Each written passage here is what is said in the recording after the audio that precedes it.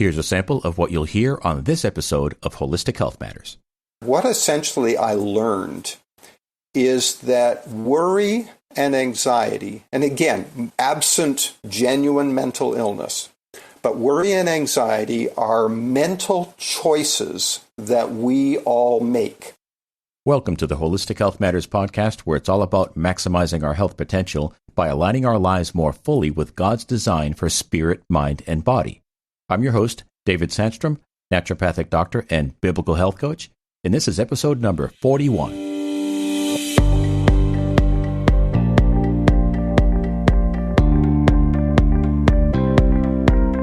This episode is brought to you by Nicetown Blackout Curtains. One of the most important things you can do for your health at all levels is improve the quality of your sleep. And perhaps the most effective thing you can do to improve your sleep is to darken your room. God designed us to be awake and alert during daylight hours and drowsy at night when it's dark out. Do what I did. Install some Nicetown Blackout Curtains in your bedroom. Nicetown makes beautiful, affordable, quality blackout curtains that you can install yourself in a few minutes. Go to my website, davidsandstrom.com/resources, and click on the Nicetown affiliate link and start enjoying all the health benefits of improved sleep in a dark room the way God intended. Today we have on the show David Stone. David is the public face of I Fearless. He's a life coach and transformational speaker dedicated to helping people overcome the anxieties, worries, and self-doubts that help keep us all from achieving our highest potential. He guides others to live fearlessly through books, workshops, keynotes, and blogs. His latest book is Unsubscribe from Anxiety. Opt out of the myth that worry is required and take charge of your own life. David, welcome to the show. Thank you very much, David, too. And I'm thrilled to be here because I love sharing this message of how to stop worrying. It's a great message. I think there's a lot of people out there that are going to really be blessed by this episode. Tell us a little bit how you got into this field. I know that you had struggled with anxiety for many years, but you found some solutions and you've now overcome. And I'm really curious to know a little bit about your journey. Well, thanks. Yeah, I did go through a journey, and and one of the things I want to clear up right out of the gate is that I recognize that there is such a thing, and there's plenty of it, of genuine mental illness, where people have some cognitive disorder or they have some neurological disorder or something that brings about anxiety. And for that, I'm just so grateful that there are healthcare professionals, medications and such that can help deal with that. Yes. I found myself being a worrier all my life, but I also know that I don't have any kind of mental illness. It was simply something that it was a go-to mental habit that I had. I found that I spent my entire life, I was 55 years old when I suddenly came to the conclusion that I'm still waiting for my life to begin. Okay, as soon as I get this thing sorted out, then everything will be all right and the fun can start. As soon as that happens, and I was spent my life with this to-do list worrying about, okay, what happens if this doesn't happen? What if that doesn't happen? And I want to interrupt you right there. I think that phrase right there, what if you're using that phrase a lot in your self-talk, you may have an issue with anxiety. That's exactly right. And so I actually worried myself into homelessness. Wow. Which was a strange thing because simultaneously I was a marketing consultant, international marketing consultant with clients all over the country and all around the world. And I was making a very healthy six figures. But nonetheless, here I am living in my car, waking up every morning with my leg wrapped around the gear shift and then going off to serve my clients. Now, wow. I think that the story behind that is a story in itself. Maybe I'll make a Hallmark movie one day. But the point is I suddenly found myself there. And I have this belief that the universe nudges us regularly on lessons that we're supposed to learn. Here's an important thing for you, David. You're supposed to be learning this. But if you ignore the nudges long enough, eventually the universe says, all right, you've been ignoring this long enough. I'm going to smack you upside the head with a 2x4. For some people, it's a heart attack. Some people, it's a divorce. For me, it was landing homeless. And I finally said, okay, I get it. That's a wake-up call. So how long were you sleeping in your car? Only about a month. But how long do you have to sleep in your car before you think there's something wrong? And of course, my first instinct was to David. I would like to add this one thing. You said the universe sometimes beats us upside the head. I would replace that with God. Absolutely, I use that because different people use different words for it. But you're absolutely right. God smacks you upside and said, "Hey, you've not been listening, and I need you to listen here." Yes.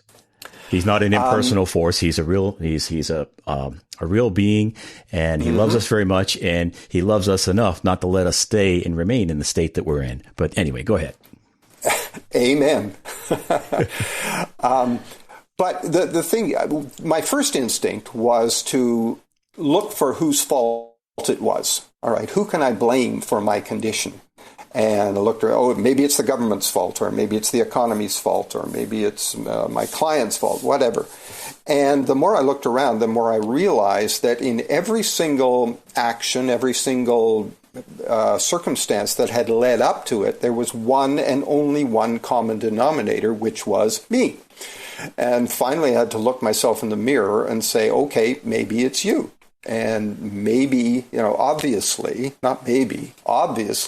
whatever I've been doing has not been producing the results I want. And I remember very clearly waking up one morning in the car and shouting out to God and said, all right, my way is not working. I'm wide open to hearing some other ideas. Excellent. And that hats off to you, because that takes courage. And if you're in a state of fear, that was a big step for you. I know that, because if you're in a state of fear, you're paralyzed. And for you to come to that realization and come to that point and say, hey, it's me, I got to take a look at myself, that takes a lot of courage. Yeah, it really does. But I read a thing just the other day, and it said, being broke is hard. Practicing financial discipline is also hard. Choose your hard. And fessing up to the fact that it might be me is hard, but continuing to live a very dissatisfying life is also hard. Choose your hard. Yeah, I got you. So it was very interesting, because at that time, as I said, I was still serving my clients. And so what I would do is wake up every morning and I'd drive to the local library because they had Wi-Fi and I could sit there and get my work done. And so I'm working in the library and I have to go to the washroom. So I get up and I'm walking through the book stacks on the way to the men's room. And literally this book fell off the shelf in front of me and landed on the floor. And being a tidy kind of guy, I bent over to pick it up. And it was a book by the late, great Dr. Wayne Dyer. I don't know if you've heard of Wayne Dyer. I have heard of him, yes. Okay. He's a psychologist, is he not? He's a psychologist? Yes, he was. He passed away a couple of years ago. Okay. But I started flipping through this book, and the book was The Power of Intention. And basically it said, your thoughts create your reality. David, the late, great Zig Ziglar put that same message in different words. This is what he said. You are who you are and what you are because of what's gone into your mind. You can change who you are and what you are by changing what goes into your mind. Yes, that's sort of the essence of the message of it. And so I started flipping through it, and I thought, okay, you work fast, don't you? Because here it was first thing in the morning. I said, all right, please. And there it is. And so that was the first of literally hundreds of books that I have read. And because I wanted to study my mind, I wanted to study my behaviors, I wanted to study how I got there and how people who didn't land where I landed, what do they do different? Well, there you go. You responded to that, what some people may have interpreted as a serendipitous event, just simply coincidence. But you somehow, something in your spirit, you knew there was something more to it than that. Oh, I don't believe that there is such a thing as coincidences. Mm-hmm. Yeah. So I started reading it, and I started saying, wow, okay, there's ways out of this. And fast forward, what essentially I learned is that worry and anxiety, and again, absent genuine mental illness, but worry and anxiety are mental choices that we all make. And we have, in the face of an adverse situation, in the face of a challenge, we choose how we respond to that. And I had been, as many of us do, choosing to respond to it with worry and anxiety. And when we do something long enough, it becomes a habit. And so this worry and anxiety had become, for me, a mental habit. And any habit, we do it for so long, it drops below the level of our consciousness. And so what happens is it begins to feel normal to us. Well, that's just the way it is. And we hear people say that. Well, sorry, worry's just a fact of life. You got to deal with it. And what David, can I interrupt you right there? I just want to add something to that. What we're talking about here, what you're talking about is brain neuroplasticity. Yes. And our brains are literally wired, and we can wire them in certain fashions. And because they are moldable and they have the capacity to be shaped, we can shape them with our thoughts. And a good metaphor for that is this. If you were standing by an open field full of grass, and you walked across the field in that same direction a couple of times, you'd see a few blades of grass pressed over, but nothing much. It'd be hard to tell you walked across it. But if you walked across that same path 10,000 times, you'd see a well-worn groove. That's right. That's exactly what happens to our neural connections in our brains. When we have a habit of thinking a certain way, we have a well-worn groove in that record, and we've got to somehow get ourselves out of that groove. That's exactly right. And so what I did is, and this is what I talk about in my book and in the coaching and the courses that I do now, is I decided to take a very scientific approach to this. And I said, all right, I have this worry, this anxiety thing. I want to learn everything I can about worry and anxiety. And I imagine myself as a scientist in the laboratory with a white lab coat on and this blob of anxiety sitting on my laboratory bench. And I said, okay, I'm going to dissect this. I'm going to look at it under a microscope. I'm going to learn everything I can about it. And the things that I learned, as I said, number one is that anxiety and worry are mental choices that we make. And we can make other choices if we'd prefer. But we've been making these choices for so long that they have, as your example of the path across the field, they have worn a groove in our mental pathways. Yes. And so we simply fall into that groove over and over again, and that feels normal to us. Now, the other thing that goes on is that it'd be one thing if I was the only one that does it, but so many people, in fact, the vast majority of the world, also worry, and they reinforce my worry. And so we are taught from the youngest age that worry is a fact of life. We're told to worry about things, as children. Oh, don't touch that, you'll get germs. Oh, don't, watch out for strangers, stranger danger, and all these things that we're trained as children that the world is a fearful place that we have to be worried about. And that becomes part of our psyche. And then on a daily basis, it gets reinforced. I mean, you walk through airports regularly. They got those screens going with CNN or Fox News or whatever. And we have those anchors that says, oh, here's breaking news. Here's what you need to know right now. Oh no, what do I need to know right now? And, it's hyped up with the drama that reinforces in my brain that I'm supposed to be worrying. So this is what I learned about it. And by the way, it turns out as I pay attention that what I need to know right now is that there's a typhoon on the opposite side of the planet. And yet it's the drama that gets me hooked on it. And so I said, okay, I've bought into this. It's become a habit. What if I could replace it with a different habit? What if I could choose to respond to challenges in a different way? So that led me to study fear and learning all about fear. And what I discovered was something very interesting. Fear is a very useful biological response to a real and present danger.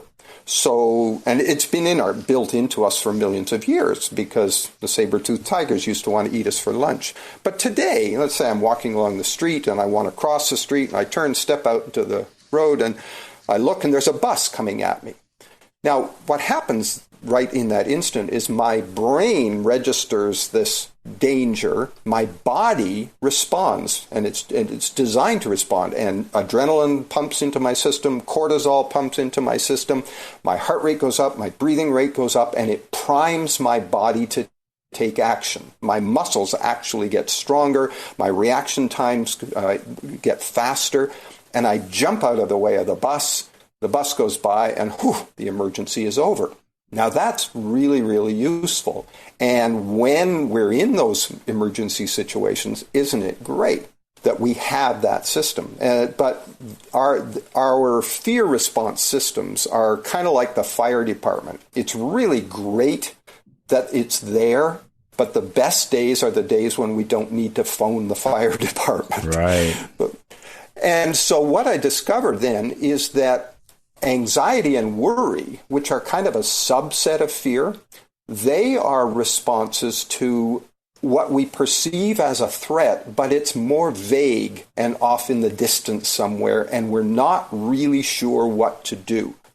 So when I step out in the street and I see the bus, I know exactly what I need to do. I need to jump out of the way. But if I'm sitting there and I'm thinking about my finances in retirement, or I'm thinking about, this lump that I see on my arm, this little mole that's growing on my arm.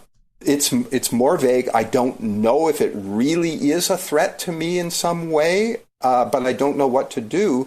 But my brain is telling my body that there's a challenge, and my body responds the way it's designed to respond. And my adrenaline goes up, my core. Yeah, David, let me summarize just a bit for the AAHN community, the people listening. Yeah.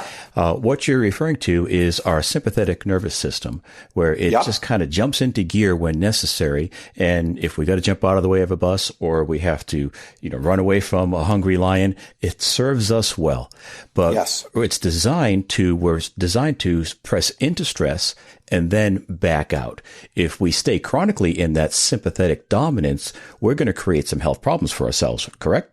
That is exactly right, because when we have chronic stress or chronic anxiety, and cortisol is one of the real culprits here, when that is in our system on a regular basis, some really nasty things start to happen to us. Such as, elaborate on that. What can happen when we're in that state too much? What can happen to us physically?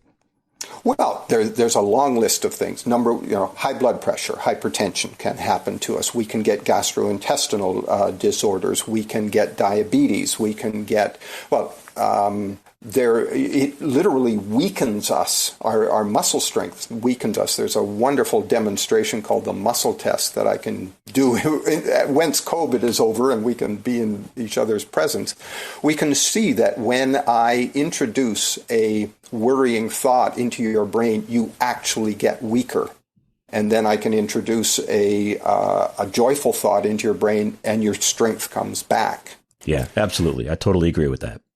So there's a very long list. And of course, chronically, some of these diseases can become permanent and they can kill us.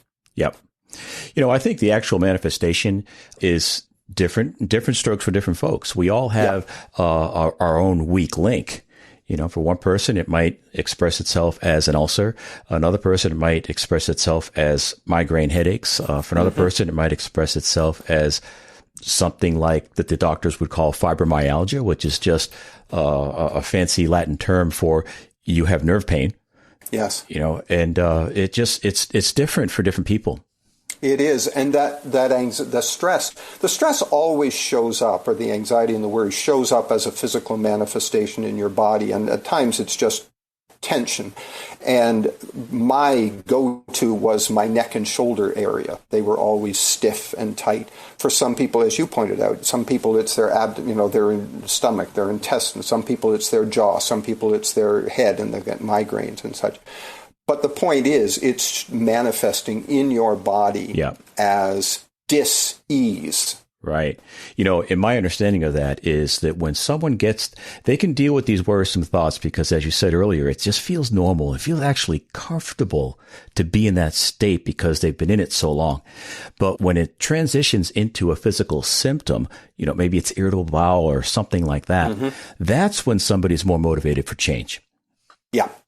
In my studying, I found 4 really good reasons to, as the title of my book says, unsubscribe from anxiety. Yeah, I like the title of your book. Let me mention it right here. It's Unsubscribe from Anxiety, Opt Out of the Myth That Worry is Required, and Take Charge of Your Own Life Now. I love that title. Love it. Well, thank you. And the title was chosen specifically because, we all get junk emails and stuff, and it's really easy. Just click on unsubscribe and it'll stop bothering you. And we make that choice. No, I'd really rather not get these emails from you, thanks, and click, and it's done. Right. Anxiety is exactly the same. If you make the choice that you'd rather not have it in your life, great. Here's how to here's how to opt out of it. Okay, so here's the $64,000 question. How do we do that? We've recognized we've got an issue. We are tired of the symptoms and we're motivated for some change. What would you say to that person? What do they do? What's step one?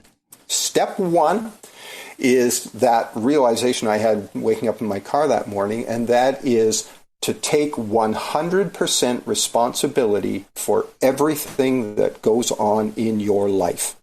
Now, that's the toughest step of all. But here's why that step is important, and here's what makes it easy.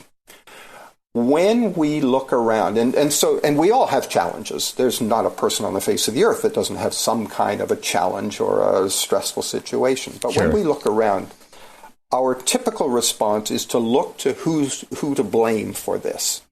And whether it's COVID or whether it's the government, the economy, my old girlfriend, my boss. There's a million people. Yeah, playing the victim is easier. It's much easier. However, as long as it's the fault or the cause of your troubles is in my hands, if you're blaming me, say, for whatever's troubling you, then until I decide to change what I'm doing, you're stuck. And if I'm blaming you and I want to change, until I can convince you to change what you're doing that's affecting me, then I have no power. By taking 100% responsibility for every single thing that goes on in our lives, then suddenly I own the power to make a change in my life. David, that is a huge, huge point. My wife and I have been leading marriage groups for the last 7 years, and we take 9 months to take about a dozen couples through a book called Intimate Encounters. And it's about enhancing your relationship in the marital context. Yes. And one of the things that they talk about there is that we explain this to the couples on the first night, because everyone that comes to a marriage enrichment group, they want to get their spouse fixed. Yes. And we have to explain to them, no. Actually, the only person you can change is you. That's right. And if you can focus on that, and if you both can focus on that, those are the couples that we see succeed with this material. Those are the ones that make progress. And I got to tell you, over the years, we have so many testimonies of people saying, I was a little skeptical when I first started this group. You were talking about this stuff and you told me to trust the process. And, after about 3 months or so, the light bulbs started coming on. And you know what? This stuff really works. Mm-hmm. And it really does. Yes, absolutely. And that taking responsibility is the massive first step. And once you're over that, it's kind of downhill from there. It's easy from there. But you have to decide that I'm not going to blame, I'm not going to complain. I'm going to own the power to change my life. There you go. One more thing I wanted to say about power. You said a moment ago, when you think an angry thought, you lose your strength. But when you think a joyful, loving, peaceful thought, you gain strength. Yep. Well, when you choose to dwell on these negative thoughts and you allow these negative emotions to dwell too long, to linger too long, you're giving away your power. That's literally. Exactly right. You literally are. Mm-hmm. Yeah. So from there, having made that choice, and again, the preamble to all that is learning about anxiety and worry, as we've talked about, the nature, where it starts from, and all the rest of it. So then what we do is we say, all right, what are the specific things that I worry about? And that's unique to the individual. My go-to worry through my entire life has been money. I grew up in a family that, while we weren't technically poor, the ratio of kids to income was disproportionate.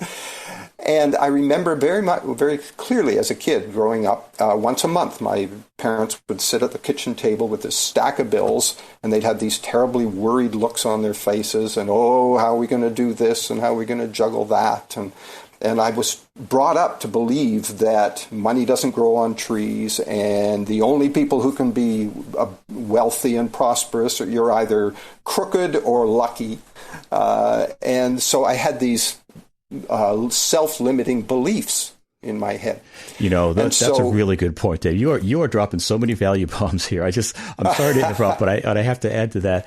Yeah, when we as children, when we hear those comments shared in the home frequently, we really don't know how to process it. And we can start making sweeping beliefs, these lifelong sweeping beliefs that affect the rest of our lives if we choose poorly. So as adults, a lot of times we have to look at some of these beliefs that we have. We have to do some serious self-examination, either with a good friend or perhaps a professional counselor, and say, what is it that I believe? Why am I choosing to act this way? Yeah, that's exactly right. And in my case, I carried this self-limiting belief long enough that it became a self-fulfilling prophecy. Hence, I land in my car, sleeping in my car. And so we want to identify, and everybody has their own go-to worries and their go-to anxieties. And so then we want to examine them. And I am a big fan of journaling. And that was one thing I taught myself as well. I want to write this out. So I would write out the story of my financial upbringing and would write out the story and everything about it and what I felt about it. And there is something about writing. And when I say writing, I mean literally with a pen and a paper. I like to have a journal that I can use. If you were to, there's something kinesthetic about actually writing that allows the anxiety, the worry, the thoughts to kind of literally flow out of your arm and through the pen and onto the paper. Absolutely. There's something very, very powerful about that. This often comes up when I talk with various guests, but when you have that intangible thought in your mind and you turn it into something tangible that you can now see and you can now touch, you can pick up that piece of paper and feel it. There's something very, very powerful about that transformation process. Absolutely. And the thing that I discovered that is powerful about it is you have now externalized it and removed it. And so now instead of it owning you, you own it. And you now get to decide, what would I like to do with this now? Yeah. There's a language thing that we use that's important to understand that we, and again, it's all subconscious, but this is part of what I discovered. Let's imagine you're in the kitchen making dinner and you're chopping vegetables and the knife slips and you cut your finger. Now, it hurts. Ow, that really, really hurts. But it's my finger that hurts. My left foot feels just fine. And I go to the bathroom and I grab a Band-Aid or some Neosporin, whatever, and I fix it up. And it's going to hurt for a while, but I know that 2 or 3 days from now it'll have healed up and everything will be just fine. And so the language I use is really important. We say, I have a cut. Maybe even a more important one, I have a broken leg or whatever. But that language implies that, this isn't me. This is, it's just a temporary condition. But when we talk about worry and anxiety, we say, I am worried. I am anxious. And we've gone from this thing that is a temporary condition to this is my identity. This is who I believe myself to be. I believe myself to be worry. I believe myself to be anxiety. And so I also, in this process of externalizing and objectifying our anxieties, I encourage people to say, okay, yes, I have some concerns. I am currently facing some challenges. Great, just like we all do. Now let's take those outside of ourselves and decide what we want to do, because the problem with worry and anxiety is they tend to own and control us rather than us owning and controlling them and deciding what we're going to do. Absolutely. It sounds like you and I have been reading a lot of the same books and listening to the same people, because I have a chapter in my book on fear, anxiety, and worry. And my book is called The Christian's Guide to Holistic Health. And I really feel very, very strongly that there's nothing that will trigger our stress response more quickly than fear.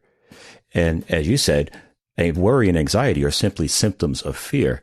And we've got to get a handle on this. This can really own us when we should be owning it. And I think a much better way, instead of saying, I am anxious, because those I am statements are very powerful. Aren't they? That is the most powerful statement in the world. Absolutely. The opening, what's the opening line of the Bible? In the beginning was the Word. And the words that we speak are creative powers. Well, I would suggest that somebody needs to change that phrase into, I'm feeling anxious right now. Yeah. So I have this feeling, but it's not who I am. There's a huge difference. That's exactly right. Right now, I have some anxious feelings. Great. Yep. But yesterday you didn't, and tomorrow you won't. But right now, yeah.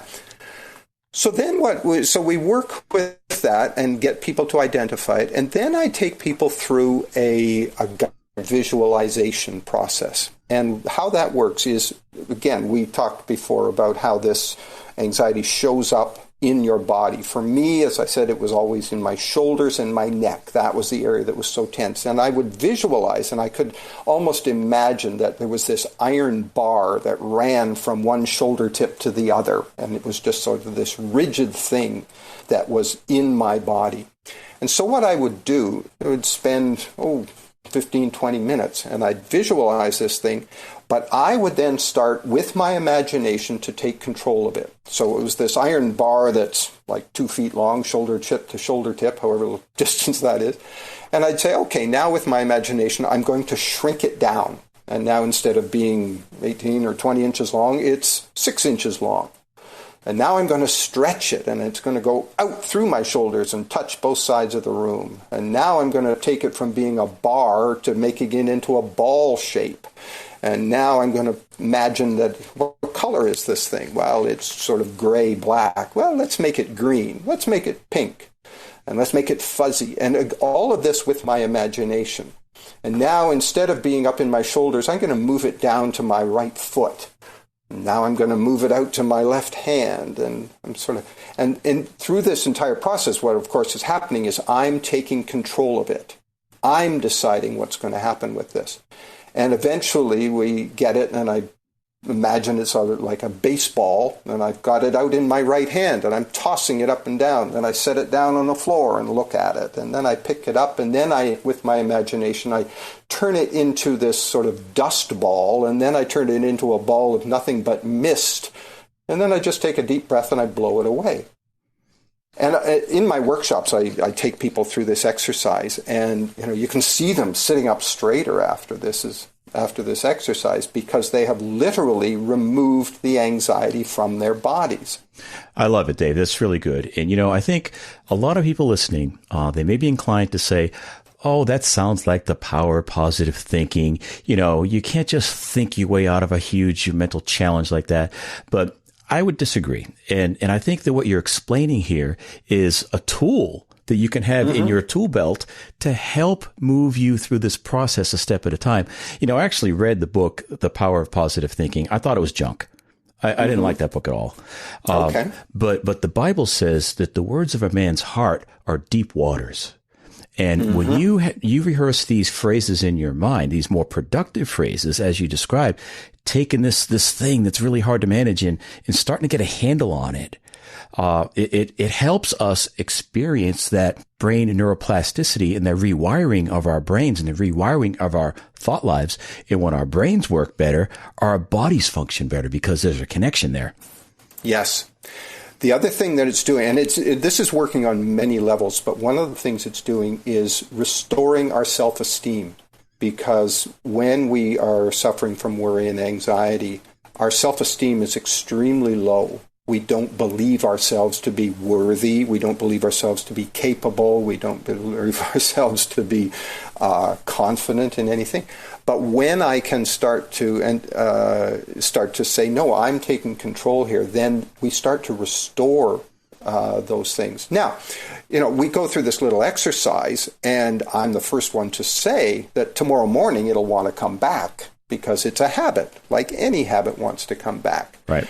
But you've now experienced, I've experienced for maybe even only 10 minutes what it feels like to not be worrying, not be anxious. And did you like that? Oh, yeah, it felt great. Great. Okay, then let's go through this little exercise every day. But the third step is the really important one, and that is let's introduce a new set of mental habits to replace the old mental habit of worrying. Because as you well know, any habit, we can replace any habit we want, a good habit, a bad habit, but you can't just eliminate it. You must replace it with something else. Yes. Nature abhors a void. And yes. So as long as there's a void in our brain, something will come in and the old habits will come back. So there are 3 absolutely critical new mental habits that we want to start practicing that we're going to use to replace the worry and anxiety. Number 1, and I'm sure you'll agree with this one, is gratitude. And I want to start creating a habit, a mental habit of gratitude. And so the first thing I did was I started a habit that every single morning when I would wake up, first thing before I even get out of bed is, quick, David, 5 things for which I'm grateful for right now. And it's real easy to use the sort of generic ones. I'm grateful for my life. I'm grateful for my family. Yeah, we all are. But get specific. All right. I'm grateful for this really comfortable pillow that I just spent the last 8 hours sleeping on. I'm grateful for that sunbeam that's coming in through the blinds right now. I'm grateful for the coffee that I know is waiting for me, or the yogurt and blueberries that are waiting for me for my breakfast. We have to work at it because, again, that's wearing a new groove to train ourselves to recognize the things that we're grateful for. And so you start off with that first thing in the morning, and then you start adding it. So now lunchtime, we'll take a little gratitude break.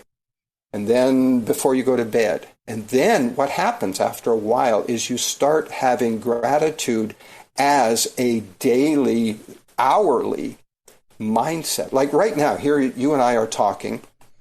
I'm incredibly grateful for the fact that I had a bit of a problem with my computer. You had an alternative for us. Yes. And I've been so looking forward to chatting with you. And I thought for a moment that it wasn't going to work. And yet you came up with a solution. I'm so grateful for that. Me too. I'm grateful. Yeah, exactly. I'm grateful for that I had this backup computer that I can use because I had foolishly spilled a little water on my main one.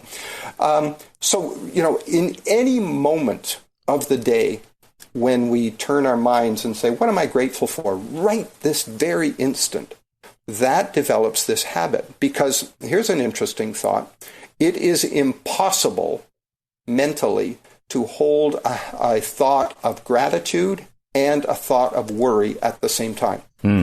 You cannot do those 2 things at the same time. They're mutually exclusive. Yes.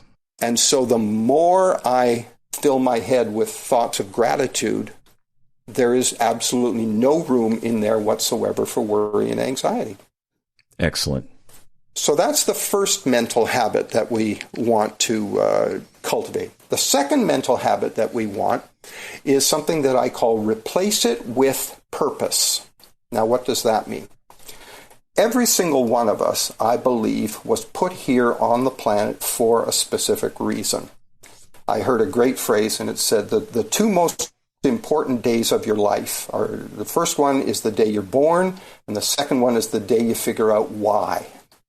And I love that phrase because each of us has a purpose here in their life. I mean, the funny thing, I was 60 years old I was 64 before I finally figured out what I want to be when I grow up and why I came here. And now I'm launching my next 40-year career, and I'm just so excited about that because I wake up every day with, I've got this thing to do. I know what worry feels like, and it feels awful, and I can help other people get rid of that. That's really important. I wanted to bring up one point there, Dave. I think that's a really good point. When we have a purpose, our purpose, I believe our purpose is common to all human beings, and that is we bring glory to God with our lives. That's correct. Now, your calling can be something different from that. Your calling involves more of your passion. It's more of an individual thing. The Bible has a verse that says, perfect love casts out fear.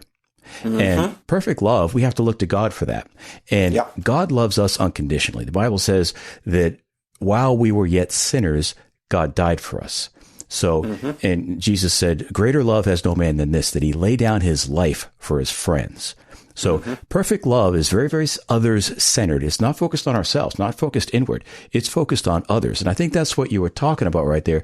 When we get in touch with our purpose, we get in touch with our calling, we have a strong desire from the inside out to serve other people and to make a difference in other people's lives. It's not about, finding the most fun recreation we can find or how many toys we can accumulate. That stuff is pretty insignificant compared to investing in other people's lives. That's exactly right. And I have a lovely example of that I love to share with people. And that is, my wife had an aunt who she passed away a couple of years ago at the age of 99. Just those wonderful, wonderful woman. And her passion, her calling, her reason for being, and her way of honoring God, as you say, was that she knitted. And she lived in this elder care home, in an assisted living home, but she would knit all day, every day. And what she would knit was the little caps and booties that they put on the preemie babies in the hospital, the prematurely born babies, to keep them warm. And she would crank these things out by the dozen. And to see the look on her face while she was doing that, it just, this is why she gets up in the morning. This is what she has to do. And, did it solve world hunger? Did it, reverse climate change? No, nothing like that. But boy, oh boy, did it help these particular people. Absolutely. Service to others sounds inconvenient on the surface, but the truth of the matter is we are blessed in the process. Oh, absolutely, absolutely. And your personal calling doesn't have to be huge and earth-shattering. It can be very, very small. And we all have to get a little quiet and listen to that quiet inner voice. It'll tell you this is where your passion lies. And, if we find ourselves doing it out of guilt or out of ought tos and shoulds and, this will look good on my resumes, then you've missed the point. Yeah. We're all called, and we're all called to do something very specific. Excellent, David. That's a really good place to wind things up. But I do have one more question for you. Actually, I'm going to save that question, and I want to ask you this. If someone wants to get a hold of you, what's the best way? The best way right now is to go on Facebook and look for the Fearless Living and Growth Society. I have a Facebook group that I use, and its mission is to help people stop worrying and learn to live fearlessly, step up to the life that they were meant to live. Excellent. The Fearless Living and Growth Society Facebook group. Yeah, that's a great place to find me. I'm there every day. Oh, and excellent. If somebody wants to direct message me, I will always reply personally. Okay, excellent. All right, here's my last question, David. I'm thinking there's got to be somebody listening that is so used to that comfortable feeling of being in fear and the anxiety and worry that comes along with it. And it's hard for them to imagine a life without it. So speak to that person, help that person visualize what life would be like after they recover from this train of thought. All right. I know exactly what to say. Imagine that your fairy godmother showed up. We've seen her on Cinderella and all that. So your fairy godmother pops into the room one day, and she grants you one thing, not a wish, You didn't wish for this, but she waves her magic wand, and suddenly you are incapable of worrying about anything. You're incapable of being afraid. Now, she didn't give you $1 million. She didn't give you an IQ of 180. She didn't guarantee that everything will ever work out that you try. The only thing that she did was wave her wand and make you incapable of being afraid to try anything. What would you do next? What would you try? And we all have our list. We all have that list of, oh, if I wasn't afraid, I would, ask that girl out. I would quit this dead-end job that I've been in. I would have that difficult conversation with my spouse. I would go into marriage counseling. There's all these, we all have this list of things that we would do if only I weren't afraid to try. And so that's what I would suggest to the people, to do this little mind experiment of what would it feel like. Well, imagine that your fairy godmother removed your ability to be afraid of anything. You can't be, you're not afraid to look foolish. You're not afraid that somebody else might judge you. You're not afraid to try. You're not afraid to fail. You're not afraid to succeed. You're not afraid of anything. What would be the first thing you would go out and do? I love it. That's what it feels like to live fearlessly. Yeah, that is a great question. Just real quick, we're running out of time. But back in about, this would have been about 2003, I think. Yeah, 2003-ish. I attended a 4-day retreat that was put on by John Eldridge and the Ransomed Heart team out in Colorado Springs. And John Eldridge wrote the book Wild at Heart, and the retreat was based on the book. And I showed up to that retreat saying, well, I read the book twice, actually, and I kind of think I have this message, but man, I got my socks blown off from this weekend. And at the end of the weekend, John got up in front of the group. There was probably 300 or 400 guys in the room. And he said, I want to leave you with these parting words. When you're thinking about what you're going to do with the rest of your life, don't go home and, quit your job tomorrow. But when you think about what you want to do with the rest of your life, if success were guaranteed, what would you do? Yeah. And I think it's very, very similar, very related to the question you just asked. And a lot of people in the room had no idea.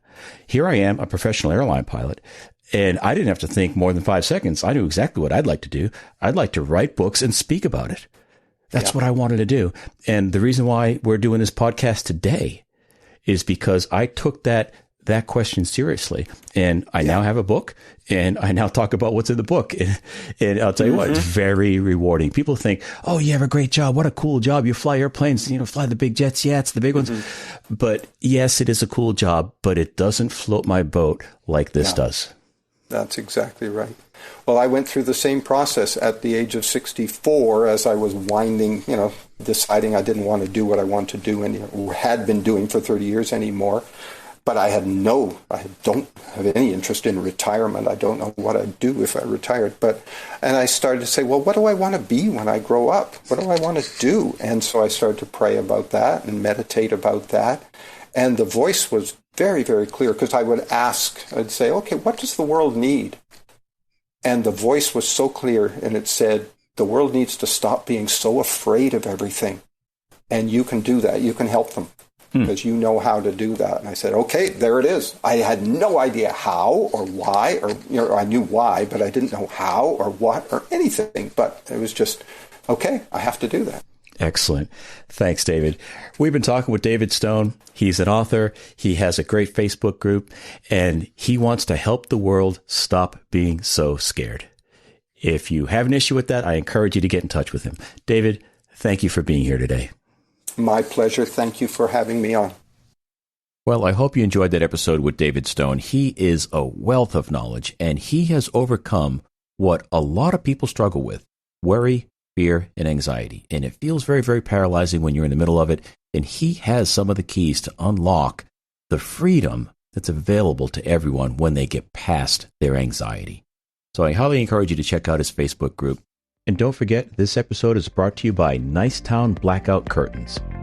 Think of sleep as you would a nutrient, because it is. We should all be taking steps to improve the quality of our sleep. Why not start with some low-hanging fruit? No other investment gives you more bang for your buck than blackout curtains because God designed us to sleep when it's dark out. Go to my website, davidsandstrom.com/resources. Click on my affiliate link for Nicetown Blackout Curtains. And don't forget to buy the curtain rods I've curated there for you as well. When you make a purchase from one of my affiliates, you're also supporting the show financially. You won't pay any more, and I make a small commission. So thanks in advance for your support. For more, go to davidsandstrom.com.